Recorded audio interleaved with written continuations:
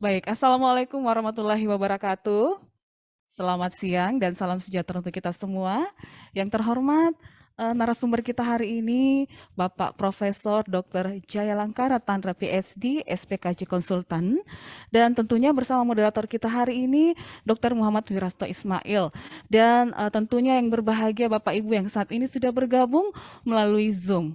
Alhamdulillah, puji syukur kita panjatkan kehadirat Allah Subhanahu wa taala karena pada hari ini Senin 10 Oktober 2022 kita masih diberikan kesehatan, rahmat serta hidayahnya untuk hadir bersama-sama di ruang Zoom ini dalam rangka Hari Kesehatan Jiwa Sedunia.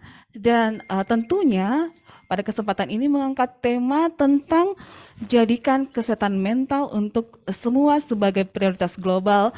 Jadi maksud dari tema ini adalah menjadikan kesehatan mental untuk semua sebagai prioritas global dan mendunia. Dan alhamdulillah juga di tengah-tengah kita sudah hadir narasumber kita yang luar biasa dan tentunya juga nanti kegiatan bicara tak ini akan dipandu oleh moderator. Bapak Ibu, seperti kita ketahui bahwa pandemi COVID-19 itu sangat membawa dampak dan tidak pernah terperkirakan sebelumnya terhadap kesehatan secara global. Nah, ketidaktahuan, ketakutan, dan adanya pembatasan aktivitas serta penurunan ekonomi telah meningkatkan resiko kesehatan jiwa masyarakat. Nah, bagaimana memulihkan kondisi psikis pasca pandemi COVID-19? Berikut kita akan bersama-sama menyaksikan bicara tak antara narasumber kita dan moderator. Baik, untuk itu saya serahkan acara selanjutnya kepada Dr. Muhammad Wirasto Ismail. Kepada dokter disilahkan. Baik, terima kasih banyak atas kesempatannya. Dan sekarang kita bersama-sama sudah ada di tempat ini dengan narasumber kita yaitu Prof. Dr. Andi Jaya Langkara Tantra, SPKJ Konsultan PhD, dalam tema yang sudah disampaikan kepada MC tadi terkait dengan tema kesehatan mental dunia atau yang diusung yaitu tentang making mental health and well-being for all global priority. Jadi menjadikan kesehatan mental dan kesejahteraan untuk semua sebagai prioritas global. Nah, langsung saja di tengah-tengah kita sudah hadir Prof. Kita akan bertanya terkait masalah kesehatan mental ini.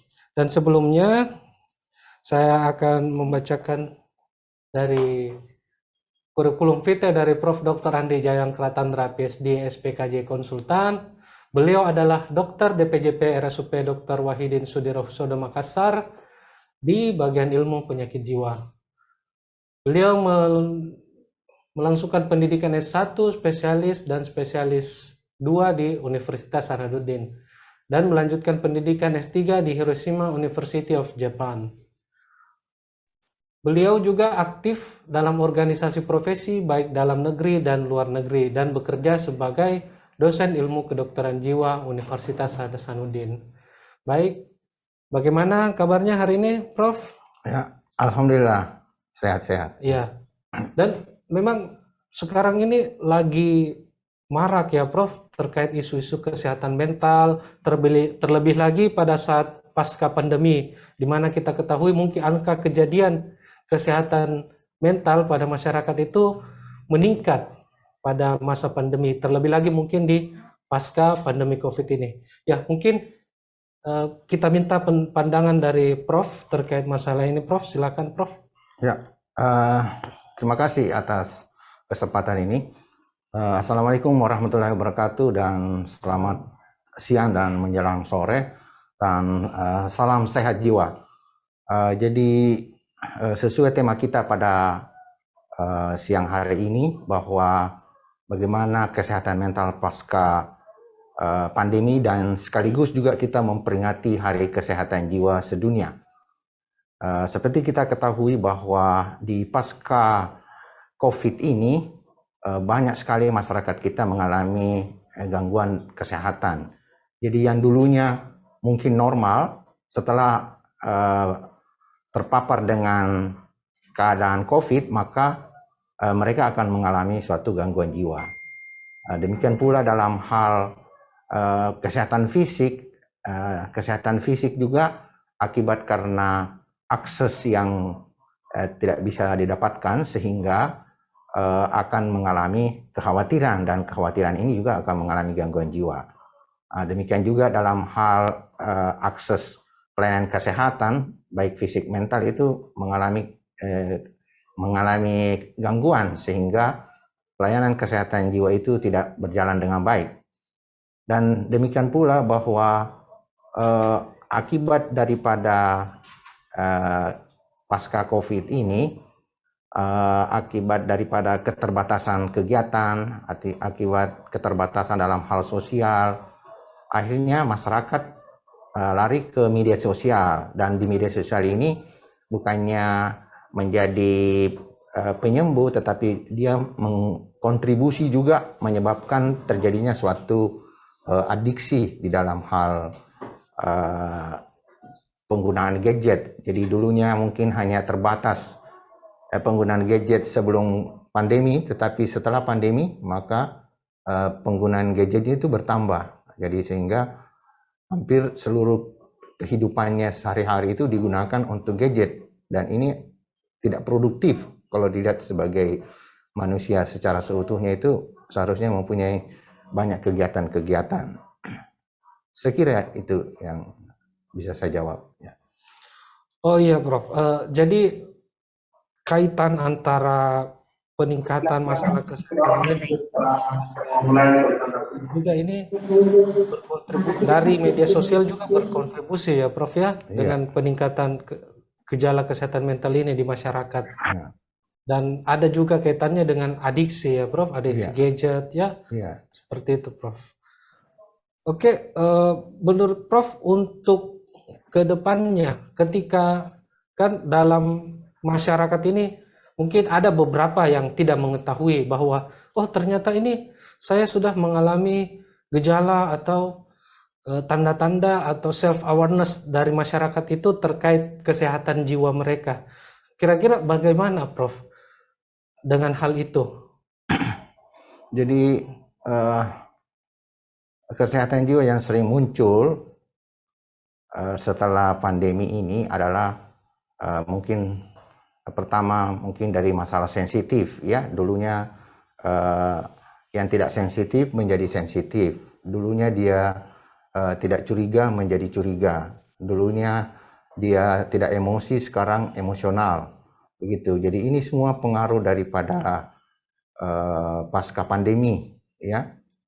Akibat daripada keadaan pandemi ini, sehingga banyak orang yang mungkin saja dulunya dia orangnya ceria, akibat karena tidak ada keaktifan, tidak bisa keluar rumah, tidak bisa bikin apa, berdiam di rumah, sehingga mengalami depresi. Dengan mengalami depresi ini tidak ada kegiatan, tidak ada tidak ada hubungan dengan dunia luar, dengan sosialisasi dan komunikasi, sehingga mereka mengalami depresi, atau juga mungkin mengalami kekhawatiran, atau mungkin karena akibat media sosial, atau mungkin banyak masalah ekonomi, sehingga akibat daripada pandemi ini juga menyebabkan banyak masyarakat yang mengalami gangguan tidur atau mengalami insomnia. Nah, jadi itulah yang perlu kita deteksi dini secepatnya. Adanya gangguan-gangguan perilaku. Jadi adanya gangguan-gangguan perilaku, dan yang dimana sebelum pandemi dan setelah pandemi itu mengalami perubahan. Bukan hanya dalam hal perilaku, tetapi cara berpikir, cara bertutur kata, cara berinteraksi, cara berkomunikasi, itu bisa saja mengalami gangguan setelah pandemi ini. Jadi bukan hanya dari segi gejala-gejala gangguan jiwa, tetapi dari segi sosial juga, dari segi sosial dan dari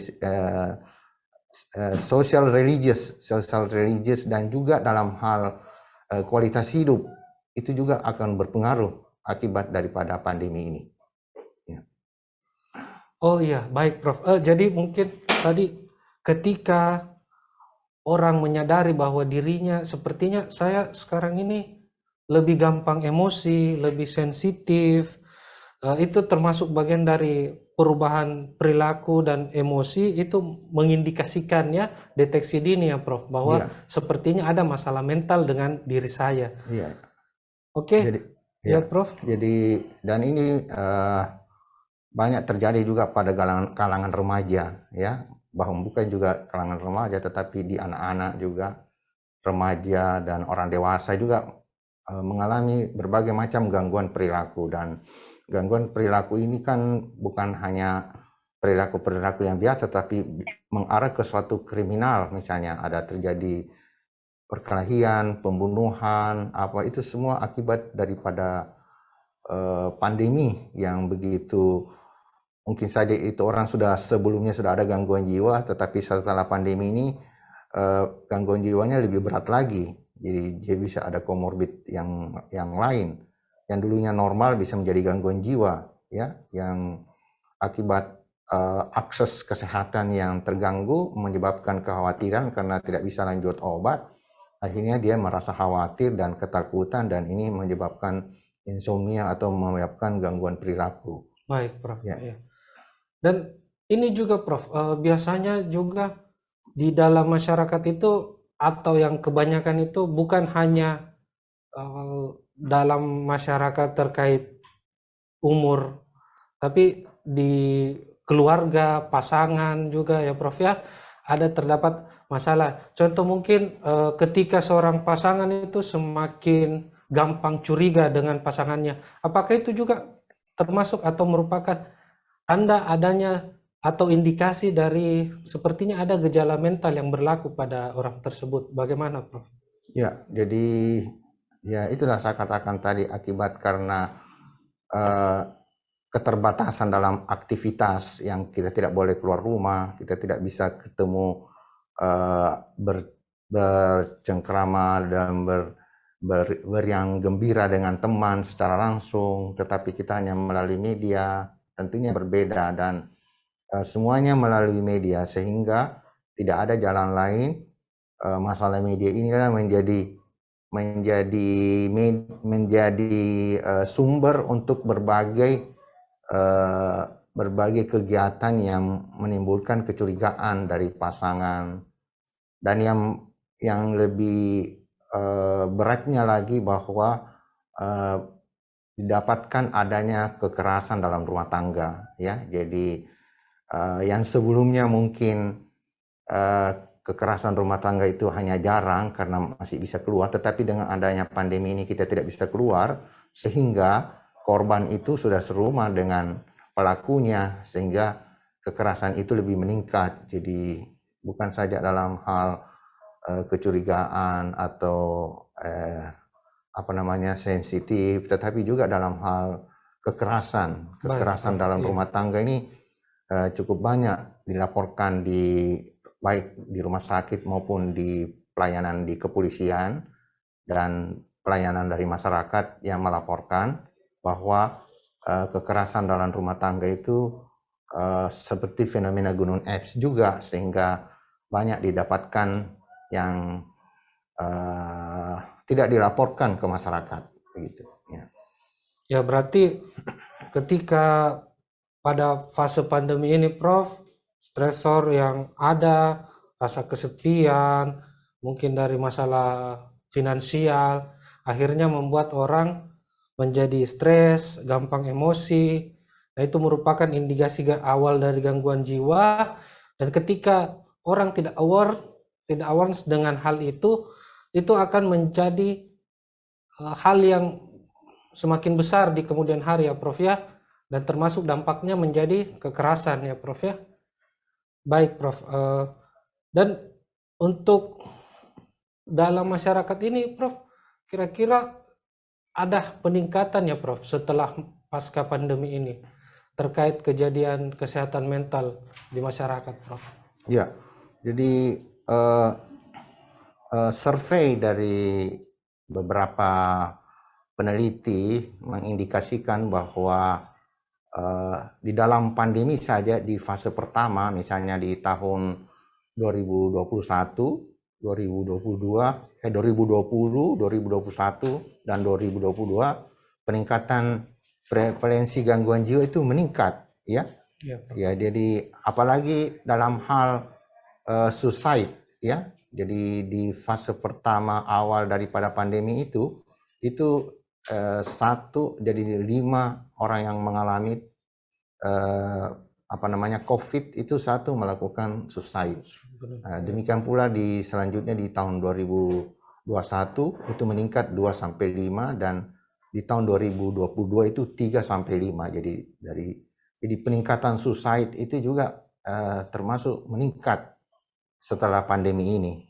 Begitu juga dalam hal prevalensi gangguan jiwa lain, misalnya tingkat kecemasan, tingkat depresi, insomnia, gangguan stres psikologis, ya, dan berbagai gangguan-gangguan jiwa lainnya itu mengalami peningkatan dari tahun ke tahun sampai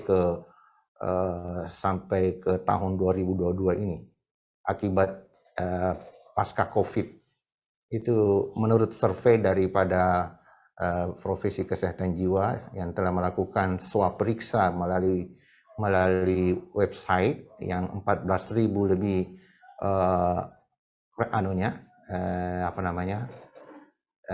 sampelnya, itu menandakan bahwa tingkat depresi itu sekitar 73%, sedangkan kecemasan itu 72,5%. Demikian pula dalam insomnia itu 83%. Jadi banyak sekali sekarang masyarakat kita mengalami gangguan dalam hal tidur. Nah, inilah yang perlu kita mungkin aware sesuai dengan tema kita pada hari ini adalah Hari Kesehatan Jiwa Sedunia, di mana WHO menetapkan bahwa mental health for all and a global priority. Jadi bukan hanya Indonesia, tapi di seluruh dunia sekarang WHO mencanangkan bahwa kesehatan jiwa itu sangat penting untuk diprioritaskan setelah pasca pandemi ini, karena masalah kesehatan jiwa selalu ada sebenarnya di mana-mana, ya, di keluarga, di sosial, di masyarakat. Sebenarnya kesehatan jiwa itu atau gangguan jiwa itu sebenarnya ada pada diri kita masing-masing, cuma kita tidak mengetahui, tetapi sebenarnya ada, ya, mungkin dari tingkat ringan, sedang, atau berat. Jadi kesehatan jiwa itu mengikuti kita mulai saat konsepsi sampai kematian. Intervensi kesehatan jiwa itu selalu tetap ada untuk mencapai suatu kualitas hidup yang lebih baik dan spiritual maupun sosial. Oke, Prof. Dan walaupun tidak terlihat, mungkin dari beberapa pasien terlihat baik-baik saja dan ternyata punya masalah tentang mental dan kejiwaan, ya, Prof, ya. Jadi memang sangat diprioritaskan, sudah menjadi wacana global dari WHO, Prof, ya. Iya. Seperti mungkin bahasanya kalau orang-orang awam sakit tapi tak berdarah, ya, Prof, ya. Iya, Jadi iya. kita harus lebih aware terhadap kesehatan mental, ya, Prof, ya. Iya. Dan ya, Prof. Jadi perlu saya tambahkan juga bahwa memang kesehatan jiwa dan kesehatan fisik itu sangat berbeda, ya. Di kesehatan jiwa banyak orang yang mungkin penampilannya bagus, jadi pakai dasi, pakaiannya bagus, cantik, tapi sebenarnya dia mengalami gangguan. Karena gangguan jiwa itu secara sepintas kita melihat orang itu normal-normal aja, tetapi yang dia rasakan tidak berbeda dengan orang. Jadi itulah gangguan jiwa itu, dia nanti ditanyakan baru dia mengekspresikan. Jadi seperti sekarang banyak orang pakai dasi, pakai apa, tapi sebenarnya itu hanya kamuflasi sampai orang itu mengatakan bahwa kamu itu tidak tahu bahwa saya ini mengalami gangguan sebenarnya, tetapi penampilannya itu bagus, pakai dasi, pakai cantik apa semua, padahal kalau kita tanya dia bilang, kau tidak tahu itu banyak sekali saya punya keluhan ini.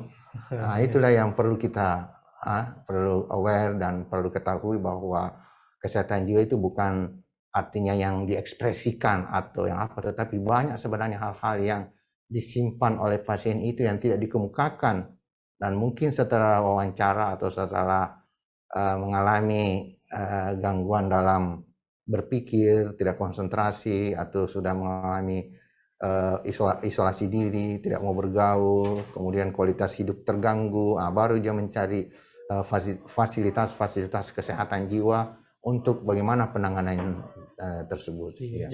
Jadi sebenarnya orang-orang itu bisa melihat ya Prof ya tanda-tandanya secara dini, secara lebih cepat supaya bisa mencegah Ya. dari perbuatan-perbuatan yang tidak atau yang merugikan bagi diri dan orang lain.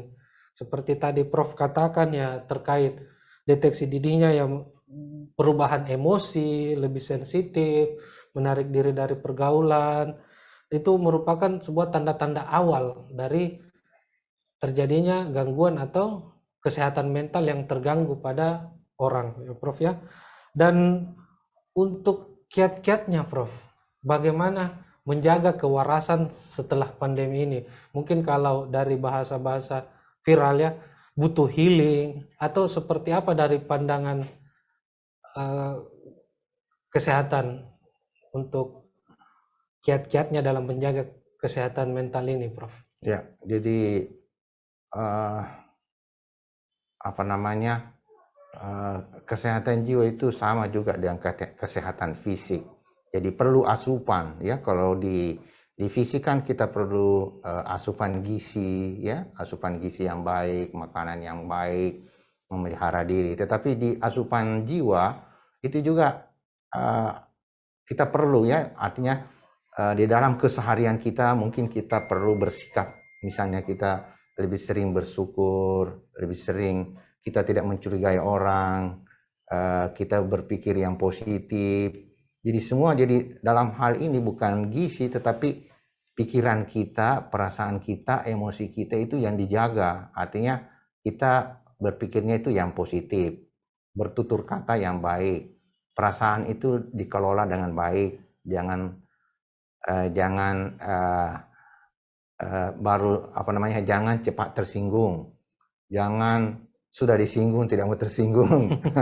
Kadang-kadang kan begitu, ada yang belum disinggung sudah tersinggung, ada juga sudah disinggung tapi tidak mau tersinggung.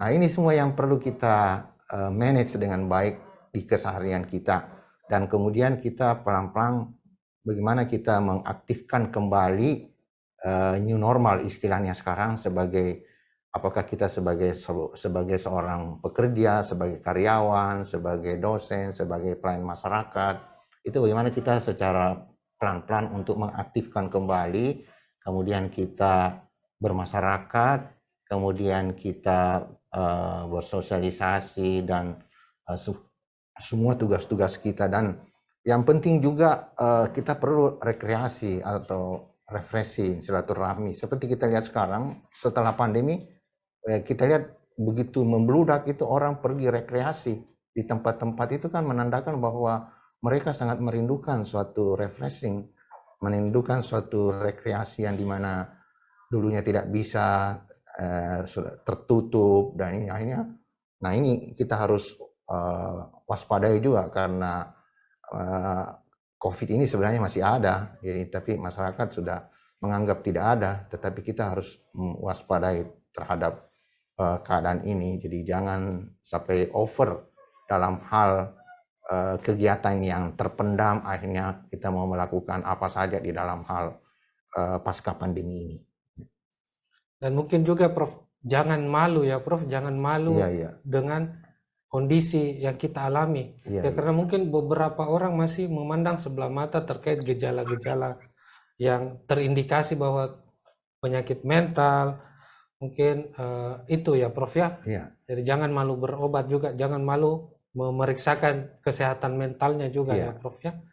Jadi sebenarnya juga kalau di kesehatan fisik kan kita sering melakukan medical check up. Di kesehatan jiwa sebenarnya juga, ya kalau bukan per 6 bulan, per 1 tahun lah kita melakukan pemeriksaan psikologis, pemeriksaan psikometri untuk melihat bagaimana kemampuan kognitif kita, bagaimana kemampuan emosi atau afek kita, bagaimana kemampuan psikomotor kita, sosial kita. Artinya itu bisa diukur dengan pengukuran psikologis atau pengukuran psikometri, sehingga kita mengetahui kita punya derajat kesehatan mental kita dalam batas mana. Misalnya apakah memang sudah ada kecenderungan untuk misalnya misalnya mudah curiga atau mudah emosi, atau mungkin tidak ada kinerja atau malas. Semua bisa dievaluasi di dalam. Jadi sebenarnya harus juga diperiksa. Jadi bukan hanya kesehatan fisik, kita sering medical check up untuk melihat bagaimana tanda vital kita, bagaimana kolesterol kita, bagaimana dan lain sebagainya.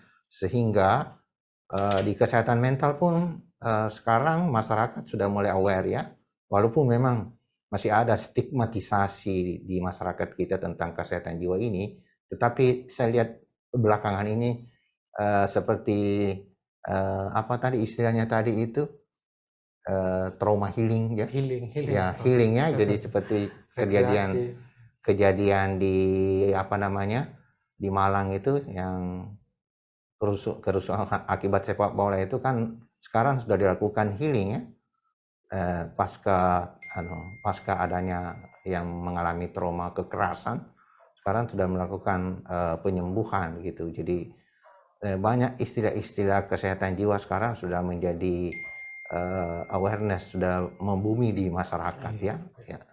Iya, jadi ketika mengalami gejala ya periksakan diri, karena tingkat resilience atau daya pegas dari kesehatan mental orang berbeda-beda ya Prof ya. Ya, baik, selanjutnya saya akan membacakan pertanyaan-pertanyaan Prof ya di kolom komentar Zoom Prof. Mungkin ada beberapa pertanyaan yang akan saya bacakan Prof. Iya.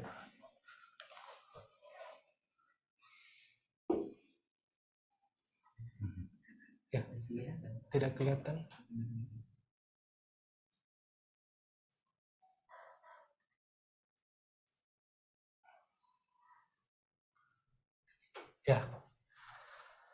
Ya, jadi pertanyaan pertama Prof, golongan yang rentan. Ya, golongan yang rentan. Jadi siapa saja Prof yang rentan terkena gangguan mental? Dan saya sendiri adalah nakes yang sering merasa cemas dengan kondisi saya bekerja di rumah sakit. Kadang mengalami gejala depresi. Apa yang harus saya lakukan? Terima kasih. Ya, mungkin silakan Prof. Ya, jadi penyakit jiwa atau kesehatan jiwa ini kan bisa menimpa ke siapa saja ya. Jadi bukan hanya di masyarakat, tetapi nakes juga bisa.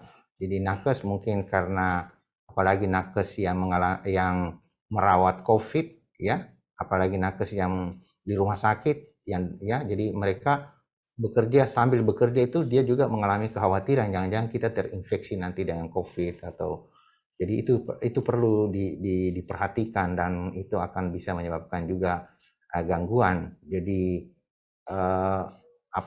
nakes yang ada kecenderungan atau gampang mengalami kecemasan itu memang perlu dilakukan pemeriksaan bahwa apakah ini memang indikasi untuk pemberian obat atau mungkin hanya gejala saja. Nanti setelah COVID ini hilang, tidak ada kekhawatiran lagi, artinya dia sudah bebas dalam hal melakukan pekerjaan, mungkin kecemasan itu hilang. Tapi kalau memang dia berbakat untuk mengalami suatu kecemasan, maka saya kira ini perlu dicarikan solusi untuk baik itu pekerjaan atau mungkin ada masalah perilaku atau ada lifestyle atau mungkin perlu farmakologi dengan dosis rendah atau mungkin ada lingkungan yang perlu diperbaiki atau mungkin ada stresor yang perlu dicarikan solusi. Artinya banyak penyebab dari kesehatan jiwa itu banyak sekali ya, banyak yang jadi kita harus mengeksplorasi kira-kira apa penyebabnya. Dan yang paling prevalensi atau yang paling high risk untuk mengalami suatu gangguan jiwa seseorang itu adalah karena faktor personality ya, faktor karakter. Jadi karakter yang didapat dari turunan atau mungkin karakter yang didapat daripada asuhan daripada orang tua, itu semua memberi kontribusi membuat karakter personality kita seperti tadi dikatakan bahwa daya pegas resilience ya, resilience daripada seseorang itu apa bagus, berbeda-beda dan apa bagus atau tidak. Dan semakin bagus itu bagaimanapun model, bagaimanapun traumatik yang kita hadapi itu kita tetap tegar. Nah, itu yang paling tetapi itu bisa dimodifikasi mungkin oleh karena faktor lingkungan atau faktor pekerjaan atau ada stresor atau terkait dengan finansial. Baik. Ya, saya kira itu. Ya, baik. Ya, terima kasih, Prof. Selanjutnya, Dok, Prof izin bertanya, reaksi apa yang sebenarnya terjadi di otak manusia ketika mengalami kecemasan atau stres? Oh iya, jadi sebenarnya begini,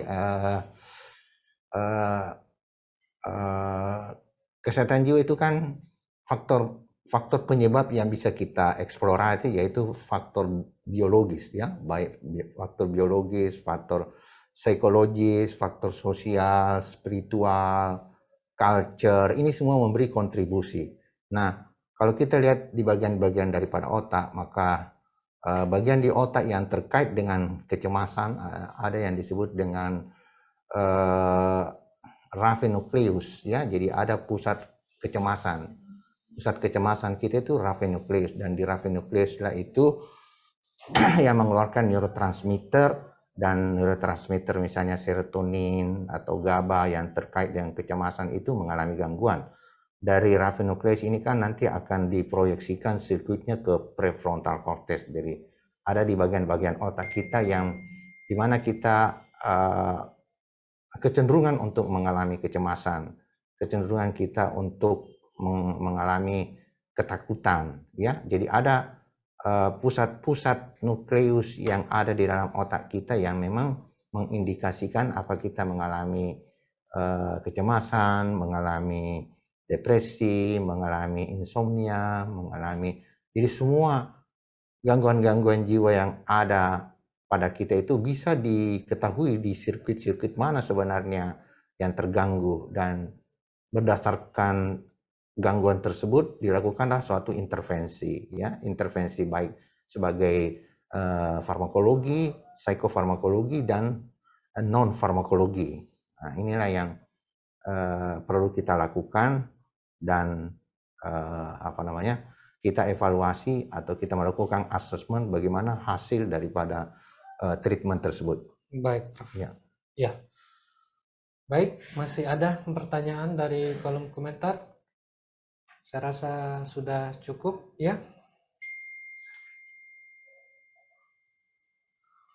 Oke, baik, itulah tadi dari diskusi kita pada hari ini terkait masalah kesehatan mental yang bertepatan dengan Hari Kesehatan Mental Dunia dengan tema menjadikan kesehatan mental dan kesejahteraan untuk semua sebagai prioritas global.